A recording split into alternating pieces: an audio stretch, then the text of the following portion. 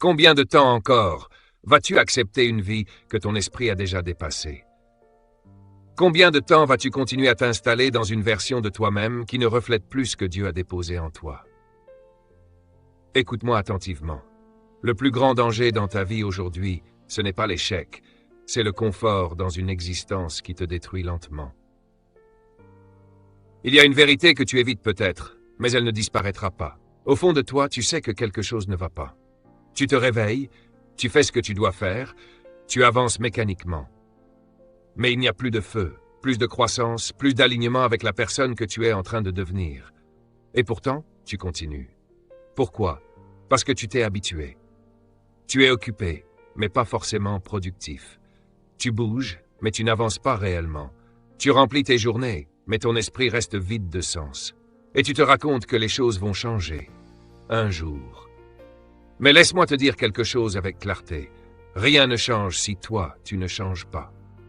Les excuses que tu répètes, manque de temps, attente du bon moment, besoin d'une opportunité, sont devenues des prisons invisibles. Le temps passe de toute façon. Le moment parfait n'arrive jamais. Et les opportunités ne répondent pas à l'attente, elles répondent au mouvement. Alors la vraie question n'est pas « est-ce que tes raisons sont valables ?»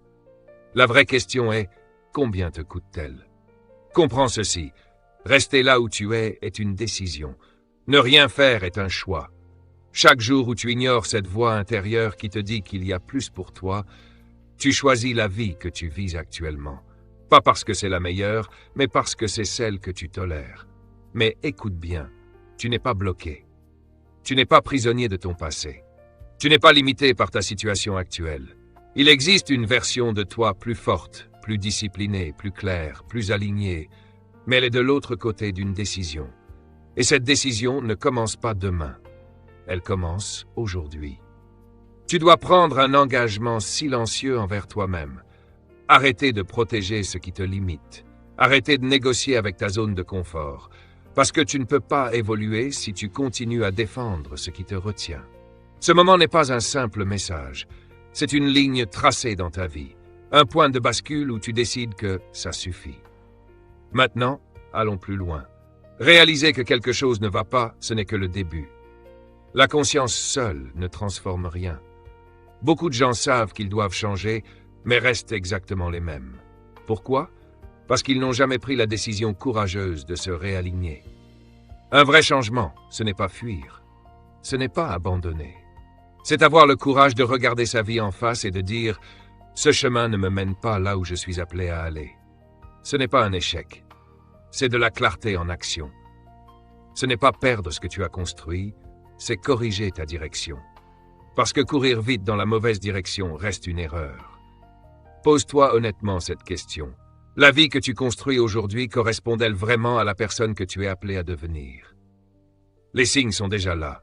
Fatigue constante, manque d'enthousiasme, répétition des mêmes erreurs, sensation de tourner en rond. Et cette petite voix intérieure qui te dit « ce n'est pas ça ». Alors commence simplement. Identifie un seul domaine de ta vie où tu es bloqué. Un seul. Parce que la transformation ne commence pas par tout changer. Elle commence par une décision honnête. Oui, ce sera inconfortable, parce que tu vas briser des habitudes qui te semblaient normales. Ton esprit va résister. Il va vouloir te ramener vers ce qui est familier. Mais la croissance ne vit pas dans le confort. Elle vit dans la vérité. Elle vit dans le changement. Et chaque grande transformation commence par un moment comme celui-ci, le moment où tu refuses de continuer comme avant. Maintenant, retiens ceci. La conscience ouvre la porte, mais l'action la traverse. Dès que tu sais ce qui doit changer, tu n'as plus le droit de faire semblant de ne pas voir. Et voici où ça devient encore plus profond. Après avoir changé ta manière de penser, tu devras affronter ton passé. Beaucoup restent bloqués, non pas par manque de potentiel, mais parce qu'ils sont encore attachés émotionnellement à ce qui est derrière eux. Tu dis vouloir avancer, mais ton esprit vit encore dans le passé. Tu revis tes erreurs, tu rejoues tes échecs, tu t'accuses encore pour ce que tu aurais dû faire autrement. Tu as transformé ton passé en prison, alors qu'il était censé être une leçon. Comprends bien ceci, ton passé n'est pas une condamnation, c'est une formation. Il est là pour te construire, pas pour t'enfermer. Mais si tu refuses de lâcher prise, tu vas saboter ton présent. Tu vas hésiter devant de nouvelles opportunités, non pas parce qu'elles sont mauvaises, mais parce que ta mémoire parle plus fort que ta foi. Et tant que tu es attaché à l'ancienne version de toi-même, tu ne peux pas pleinement entrer dans la nouvelle. Dieu ne te demande pas d'analyser éternellement ce qui est passé. Il t'appelle à avancer. Parce que tu ne peux pas recevoir du nouveau si tes mains sont encore accrochées à l'ancien. Oui, lâcher prise est difficile, surtout quand la douleur était réelle, surtout quand le regret est lourd. Mais laisse-moi te confronter avec cette vérité. Si Dieu t'a pardonné, pourquoi continues-tu à te condamner toi-même? Il est temps de te libérer. Maintenant. Si Dieu t'a libéré, pourquoi continues-tu à te garder prisonnier? Tu combats des batailles qui sont déjà terminées dans le spirituel. Tu portes encore des fardeaux que le ciel a déjà enlevés. Et tant que tu refuses de les déposer, tu continueras à avancer fatigué, frustré, bloqué, sans paix intérieure. Alors maintenant, fais quelque chose de radical. Pas à moitié, pas progressivement, totalement. Relâche, relâche le regret, relâche la honte, relâche la douleur. Relâche les blessures, relâche les personnes qui t'ont fait du mal, et surtout, relâche l'ancienne version de toi-même, parce que tu ne peux pas avancer vers ton avenir en traînant ton passé derrière toi. Déclare ceci avec conviction, pas seulement avec tes lèvres, mais avec ton esprit. Je libère tout ce qui n'est plus aligné avec le plan de Dieu pour ma vie. Répète-le jusqu'à ce que ça devienne une réalité intérieure, parce que ta déclaration a du pouvoir. Ta décision crée la liberté, et ta capacité à lâcher prise déclenche la transformation. Beaucoup prient pour un nouveau chapitre, mais continuent de relire l'ancien. Mais Dieu te dit aujourd'hui, ferme ce chapitre. Non pas parce qu'il n'avait pas de valeur, mais parce qu'il est terminé. Et chaque fois que tu y retournes, tu retardes ce que Dieu veut faire maintenant. Aujourd'hui devient un tournant. Aujourd'hui devient le moment où tu cesses de t'identifier à ton passé, pour commencer à t'aligner avec ton appel. Mais avant que le nouveau commence réellement, il y a une clé que tu dois accepter. Apprendre à lâcher prise. Pas demain, pas quand ce sera facile. Maintenant, tu ne peux pas transporter ton ancienne vie dans la nouvelle. Tu ne peux pas garder les mêmes habitudes, les mêmes pensées, les mêmes peurs et espérer un résultat différent. La croissance exige de l'espace. Et cet espace ne se crée que lorsque tu libères ce qui n'a plus sa place. Soyons honnêtes, tu n'es pas bloqué par manque d'opportunités. Tu es bloqué parce que tu tiens trop fort à ce qui te limite, des habitudes qui t'épuisent, des relations qui te diminuent, des croyances qui te convainquent que tu ne peux pas évoluer. Et plus tu t'y accroches, plus ça devient lourd, plus ça t'étouffe, plus ça ralentit ta marche.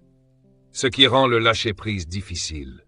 Ce n'est pas seulement la chose en elle-même, c'est l'attachement, c'est l'habitude, c'est le passé, c'est la peur de l'inconnu.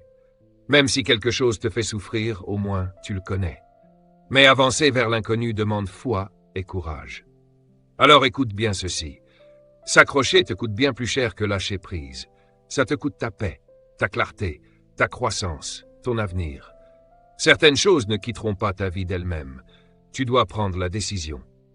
Tracer une ligne. Dire avec autorité, cette version de moi n'est plus disponible pour ça. Pas par orgueil, mais par respect pour ta destinée. Quand tu commences à valoriser ton futur plus que ton confort, tes décisions changent. Alors pose-toi cette question profondément.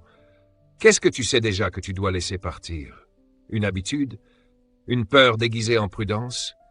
Une mentalité qui te maintient petit? Arrête de négocier avec ça. Arrête de lui donner une place.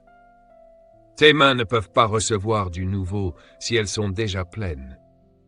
Tu ne peux pas entrer dans une nouvelle identité en t'accrochant à l'ancienne.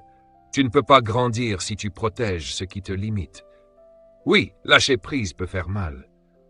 Oui, ça peut sembler être une perte, mais en réalité, tu es en train de créer de l'espace. De l'espace pour la clarté, de l'espace pour la croissance, de l'espace pour la personne que tu es destiné à devenir. Ne vois plus le lâcher-prise comme une perte, vois-le comme une préparation. La vraie question n'est pas pourquoi lâcher. La vraie question est combien de temps peux-tu encore te permettre de ne pas le faire? Maintenant, après avoir renouvelé ton esprit et relâché ton passé, il y a une nouvelle étape. Recommencer. Et beaucoup se trompent ici. Ils pensent que recommencer, c'est repartir de zéro. Non. Recommencer, c'est repartir avec sagesse, avec expérience, avec discernement. Tu n'es plus la même personne, mais la peur te bloque. Peur du regard des autres, peur d'échouer encore, peur d'avoir l'impression d'être en retard. Alors tu restes coincé dans une vie qui ne fonctionne plus, dans des routines qui ne produisent plus rien, dans une version de toi qui a déjà expiré. Mais comprends ceci, recommencer n'est pas un échec. C'est une preuve d'intelligence spirituelle. Il faut du courage pour admettre que ça ne fonctionne pas. Il faut de la force pour quitter ce qui est confortable mais stérile. Et il faut de la foi pour croire que ton nouveau départ peut produire plus que ton ancien passé. Quand tu avances avec Dieu, tu ne marches pas au hasard. Tu es guidé. Mais sois honnête, beaucoup demandent un nouveau départ, tout en gardant les anciens comportements. Ils recommencent, mais ne changent pas. Ils avancent, mais répètent les mêmes cycles. Et ensuite, ils s'étonnent des mêmes résultats. La vérité est simple. Si rien ne change, rien ne change. Quand une nouvelle saison t'est donnée, c'est ta responsabilité de te présenter différemment. Tu ne peux pas penser pareil, agir pareil, vivre pareil et espérer un résultat nouveau. Recommencer est une opportunité, mais aussi un test de maturité, un test de croissance, un test d'alignement avec ta destinée. Et cela demande de l'intention. Tu décides de te lever plus tôt, tu décides d'être discipliné, tu décides d'éliminer les distractions. Tu décides de construire des habitudes qui soutiennent ton futur. Parce que la destinée ne se construit pas avec des intentions, mais avec des actions constantes. Et écoute bien ceci, tu n'es pas en retard. Tu n'as pas gaspillé ta vie. Tu n'as pas manqué ta saison. Tant que tu respires, il y a encore une opportunité. Mais tu dois arrêter de repousser ton nouveau départ. Arrête d'attendre les conditions parfaites. Elles n'existent pas. Décide maintenant, je recommence. Pas avec peur, mais avec foi. Pas dans la confusion, mais avec clarté. Pas dans l'hésitation, mais avec audace. Parce que lorsque tu recommences avec Dieu, tu n'es pas juste en train de recommencer. Tu entres dans une version de ta vie plus raffinée, plus intentionnelle, plus alignée. Mais souviens-toi, ne répète pas les anciens schémas. Ne retourne pas à ce dont tu as été libéré. Ne reconstruis pas ce qui a été détruit pour une raison. Fais-le différemment. Fais-le mieux. Fais-le avec Dieu au centre. Alors la question n'est plus « peux-tu recommencer ?» La vraie question est « vas-tu lâcher la peur ?» Vas-tu faire confiance à Dieu? Vas-tu devenir la personne que ton avenir exige? Parce que tout change au moment où tu décides de recommencer avec intention. Et une fois que tu as trouvé ce courage, tout va dépendre d'une chose, ton focus. Tu peux changer ta vie, recommencer ton parcours, mais si tu ne changes pas ta concentration, tu retourneras lentement vers ce qui t'a bloqué. Le focus, ce n'est pas juste l'attention. C'est une direction, c'est une décision. C'est choisir ce qui compte vraiment et discipliner ton énergie autour de cela. Mais aujourd'hui, le monde est rempli de distractions, bruit constant, comparaison permanente. Tout le monde montre ses réussites, tout le monde capte ton attention. Et si tu n'es pas vigilant, tu vas passer ta vie à réagir au lieu de créer. Tu seras occupé, mais pas aligné. Et c'est comme ça que les gens se perdent. Lentement, une distraction après l'autre, un compromis après l'autre. Se recentrer demande du courage. Ça demande de devenir clair. Clair sur ce que tu veux, clair sur ce qui compte vraiment, clair sur ce que tu refuses désormais de tolérer. Parce que si tout est important, alors rien ne l'est vraiment. Alors réponds honnêtement. Si tout disparaissait aujourd'hui, qu'est-ce qui resterait essentiel pour toi? Pas ce qui impressionne les autres, pas ce qui paraît sécurisé, mais ce qui compte réellement. C'est là que commence la clarté. Quand tu arrêtes de vivre selon les attentes extérieures et que tu définis enfin tes propres priorités. Quand tu arrêtes de courir après tout et que tu décides enfin de t'engager dans quelque chose, tout change. À partir de ce moment-là, ton énergie se transforme. Tu ne gaspilles plus ton temps dans ce qui ne t'élève pas. Tu ne dis plus oui à tout. Tu arrêtes de t'éparpiller, d'en faire trop sans résultat. Tu deviens intentionnel, concentré, aligné. Mais comprends ceci, le focus ne se mesure pas seulement par ce que tu acceptes, mais aussi par ce que tu refuses. Parfois, la décision la plus puissante pour ta croissance, c'est d'éliminer des distractions qui semblent inoffensives, mais qui volent silencieusement ton potentiel. Là où va ton attention, ton énergie suit. Et là où va ton énergie, les résultats apparaissent. Si ton attention est dispersée, tes résultats seront incohérents. Si ton attention est faible, ta progression sera lente. Mais quand ton focus devient précis, intentionnel, aligné avec ta destinée, tout commence à se transformer. Imagine une version de toi qui se réveille chaque matin avec clarté. Pas de confusion, pas d'hésitation, juste une direction. Tu sais ce que tu construis, tu sais ce qui compte, tu sais ce que tu dois faire. Cette version de toi n'est pas exceptionnelle, elle est simplement focalisée. Et dès que tu réalignes ton attention, les distractions perdent leur pouvoir. La comparaison disparaît.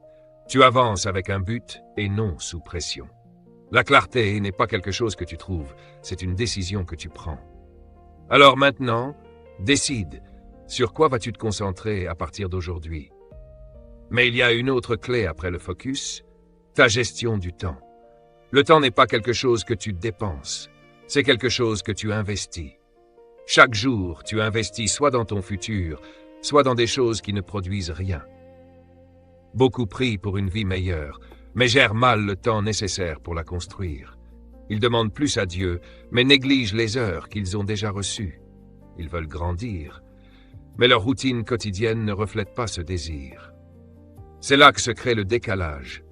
Tes prières doivent être alignées avec tes habitudes. Pose-toi cette question honnêtement. Si quelqu'un observait tes dernières 24 heures, verrait-il une vie dirigée par un but ou par la distraction? Verrait-il de la discipline ou du report, de la structure ou du chaos?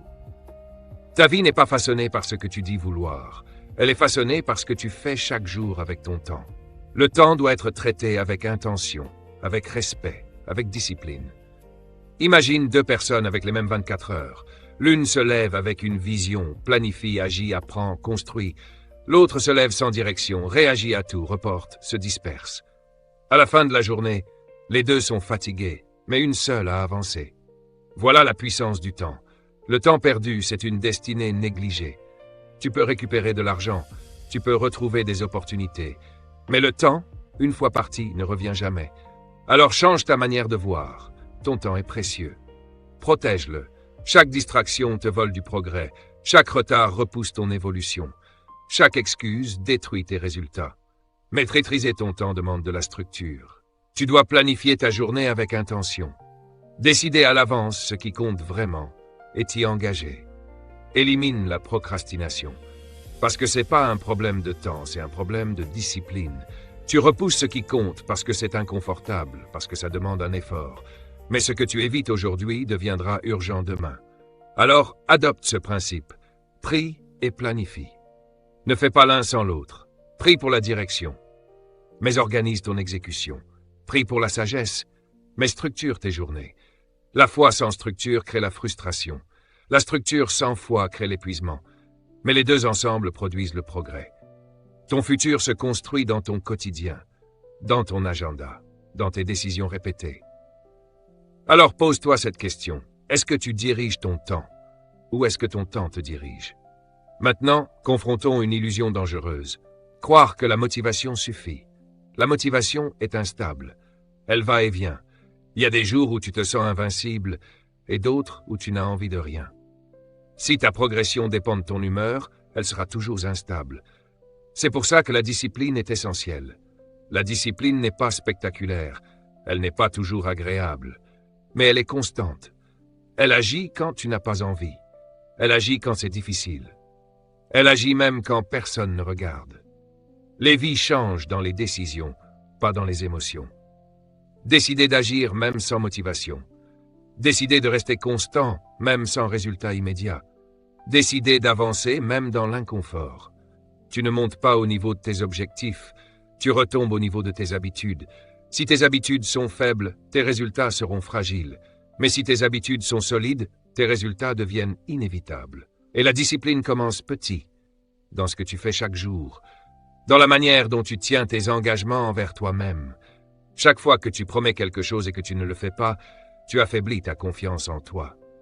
Mais chaque fois que tu tiens parole, même dans les petites choses, tu construis de la force intérieure. La discipline ne demande pas la perfection. Tu tomberas parfois, mais l'important, c'est de te relever vite. de ne pas transformer une erreur en habitude. Les personnes disciplinées ne sont pas celles qui ne tombent jamais, ce sont celles qui refusent de rester au sol. Et à un moment, la discipline devient ton identité. Tu n'hésites plus, tu ne négocies plus avec toi-même. Tu passes de « je vais essayer » à « je vais le faire ». Et à ce stade, tu n'as plus besoin de motivation. Tu avances parce que c'est devenu qui tu es. Alors n'attends pas de te sentir prêt. Construis des systèmes. Construis des habitudes. Construis une structure. Parce que ce qui change ta vie, ce n'est pas ce que tu fais parfois, c'est ce que tu fais constamment. Maintenant, regarde tes habitudes. Sont-elles alignées avec la vie que tu dis vouloir? Mais même avec la clarté et la discipline, il reste un combat intérieur. Avant que la vie ne t'arrête, ton esprit essaiera de le faire. Les plus grandes barrières ne sont pas externes, elles sont internes. La peur, par exemple.